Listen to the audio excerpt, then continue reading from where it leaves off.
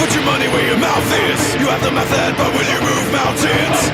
This has become quite a vehicle with a roof for a grandiose ego. You have adapted to the role. Your portrayal betrays your soul. Wherever you may go, may your heart remain yours.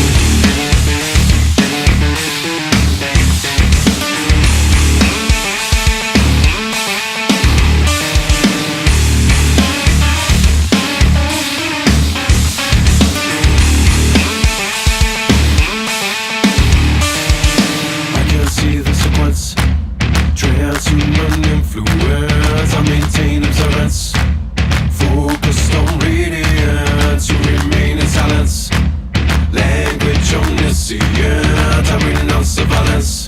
Devoid of intelligence. We back you into the corner.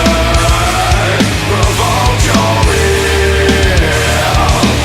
For the break you return to the stronger.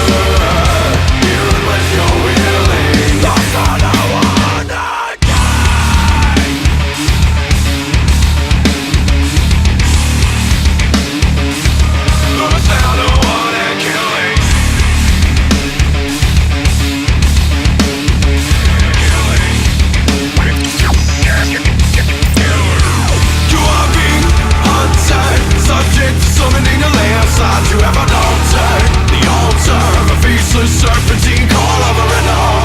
As you can imagine, they are pulling every last time you will have faltered. You are first and the people consistently caught in the middle.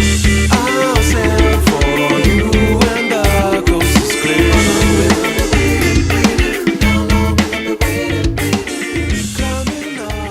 Hey guys, Jason here, getting ready to play a little Hyper Universe. I'm going to choose Celine. She's my favorite. She's got very low survivability, so it's best to avoid direct confrontation. I'm using a skill set right now that's armor penetration and speed. Basically, if I can bust through the defenses and I can do it fast enough, I have a better chance of survival. A lot of people use life stealing on her basic attack, but I find if you get stun locked or nuked, you're going to die anyway. So best to avoid the direct confrontation and attack from a distance. I won't bore you guys too much with this. This is basically just the load screen once everybody's picked their characters. You get 90 seconds to decide. Once everybody's decided, that time drops down to a few seconds. Then you switch over to the screen here that shows everybody loading onto the same battlefield. Sometimes this goes quickly, sometimes not so much. Sometimes some characters don't load at all and they disconnect from the server, leaving you with a computer-controlled ally. Alright guys, time for some actual gameplay. Just pick an equipment set real quick. I think you can have like 4 or 5. I don't know, I'd have to go back and look. I am recording this after the fact of playing. I am going to try both ways, see how it goes. But for right now, I think I'm going to go back and just add my commentary over the gameplay because I really don't have that much to say while I'm playing. I tend to focus more on the fight than actually talking to you guys. So we'll see how it goes next time. Right now I'm basically just trying to kill a little bit of time, earn a little bit of gold by killing non-players, these little mobs that kind of run around throughout the area. And guys, I'm sure there's better ways to play this game, better equipment sets, better this and that, but it's really not the whole point of this channel. It's more just to get some gameplay out there, do some stuff with my kids, and just have some fun. So, as I said, just earning some gold here so I can update my equipment you see up there right next to my avatar. Basically, my survivability at the beginning of a match is really almost non-existent. This girl's best from a distance and best when she can lay down either supportive fire or come in and just finish the job. A lot of the times when you see me die on these, I either do something dumb like charge right into battle, or I get greedy chasing after these guys that tend to run away with just a little bit of health left. Whenever I do that, I tend to find myself next to a tower that's either gonna obliterate me, or in the middle of about 3 or 4 enemies that are just gonna stun lock me and nuke me to death. So you can see right here, if you get too close to those towers, they will shoot these lasers at you and they hurt. They hurt doubly so when someone like the little karate guy there stun locks you and you're just trapped there. So at the start of these rounds, I basically just bide my time, keep my distance, and try to improve my weapons as I can. Eventually I do take enough damage, even trying to stay on the outskirts, that you have to warp back, stand at your little base, and you'll gain some health back. The good part about this is I stay back most of the battle until the later minutes or so, once I have things upgraded. So this not only gives me a time for my gold to tick up and my upgrades to become available, but if you notice, there is a special attack that each character has. There's about a 60 or 70 second cooldown, I think, on my character. So once I warp back, it gives me about 10 or 15 seconds that I can let that recharge, as well as my health. In doing that, I also get a little bit of time when I walk back towards the enemies, seeing as how this chick moves a lot faster than the normal characters. I avoid using the warp zones simply because, as I said, I like that little bit of time it takes in between disengaging from combat and getting back into combat to basically let all my skills reset, as well as let the team kind of regroup, as well as me regroup with them.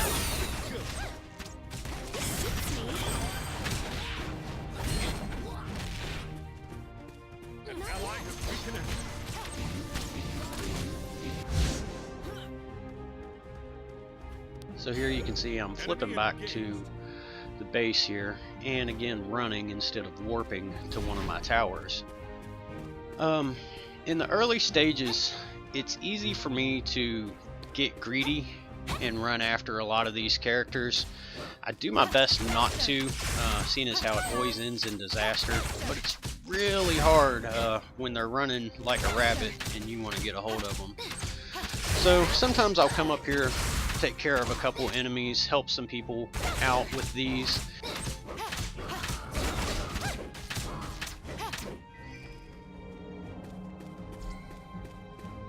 You get little upgrades you see that drop right there. Most of the time I don't pick them up. I probably should.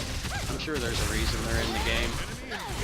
However, I find that they don't really do a ton for me. It's basically just coming up here and farming for the gold so I can upgrade the skills that I already have. The further the battle goes, you'll notice characters in the beginning get some pretty easy kills. Tatiana's really good at getting kills, especially grouped up with me. Reason being, I have a ranged attack, and I can lay down a lot of suppressing fire, especially when they run. The one advantage Tatiana has is she's got a homing attack, so even if they run right outside of the screen or the field of view, she's still going to hit them and take them out. So I end up with a lot of assist with her, which is fine with me. Doesn't really matter so long as you win the round. So right now I've got my first skill all the way powered up, and like I said, it's an armor penetration skill set and speed.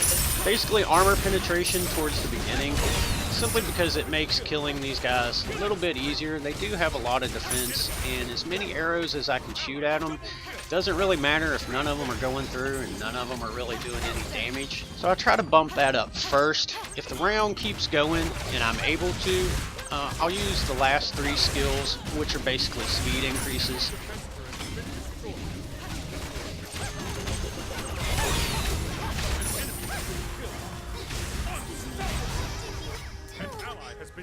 And not to get off topic, but as you can see right there, it's me jumping into the middle of it, thinking that I'm made of, you know, solid steel and not an archer, but that's my own mistake.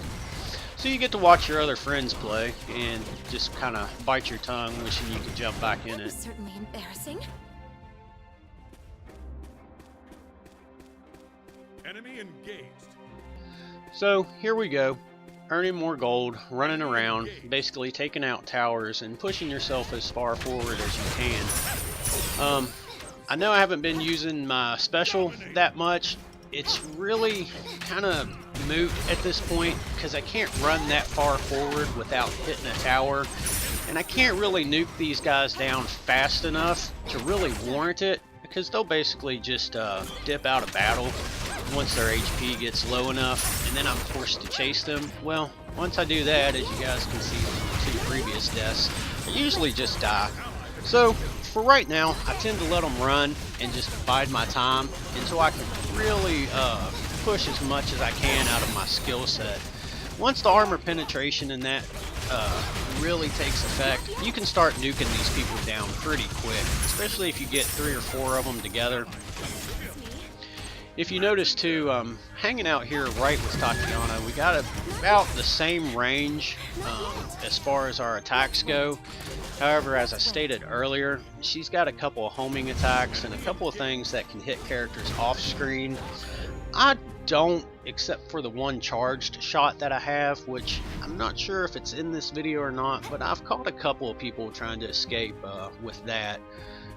It seems in this round Tatiana was a little bit quicker on the draw than me. Again, this is a brand new skill set that I'm trying out, so I was a little leery about jumping in and staying in, especially after the 2 deaths early. So we're starting to advance forward a little bit more. We've still got 1 tower and then the main tower to hit. Right there, I was a little bit smarter and decided to back off instead of engaging and chasing them.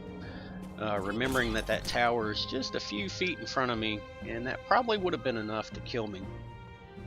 A lot of people with Selene pick some skills that are a life drain effect, which is basically every arrow that I shoot of my normal attack to an enemy, I get some of my health back.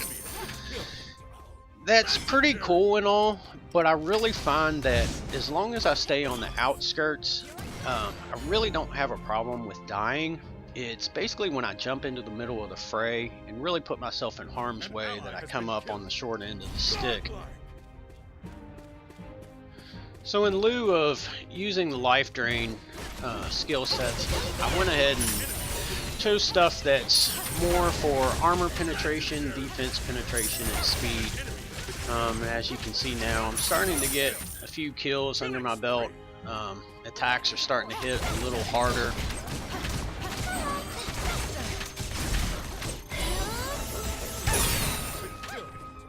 Enemy team eliminated. And right there's the charged arrow. I can normally hit guys running with that. It's kind of like Tatiana's skill, just not quite as good. Again, I'm going to hang with her, and we can lay down about the same amount of damage. Probably going to start using the special attack here as we get closer to this next tower, mainly because of the damage amplification and the fact that we're pretty much laying the hammer to this team. We'll push these guys back. Again, charge shot. And as we push them back, we'll push close to this tower. Unstoppable.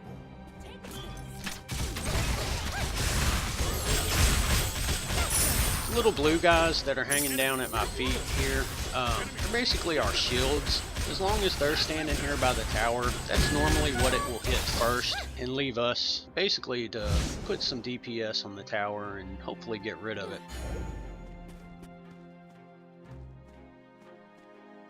And again, here I am going back to base. You can see the 52 second, 50 second, 49 second counter. That's for the special attack. And like I said, I tend to go back to base and run back into battle simply to take time off of that and use that ability again once we get into the thick of battle. And as you can see, pushing forward, it cuts time off of that. It allows the enemies to regroup as well as the allies and basically get a better feel on the battle. Right there was me again charging into battle, not paying attention to my hit points, thinking that I'm a tank. But that's more of a me problem than a character flaw, something that I've been working on. I don't really mind so much when I'm testing out a new build, as it gives me time to increase the build with gold, as well as take a look at what's working, what's not, and letting my special move power up while I sit here and contemplate decisions that I've made that led me here. Right now I have all of my upgrades to basically the defense, penetration, armor penetration, whatever you'd like to call it. I'm not going to get real technical with these names. If you guys really want to know and you really want to play this character, I figure you'll pop onto the game and check it out yourself.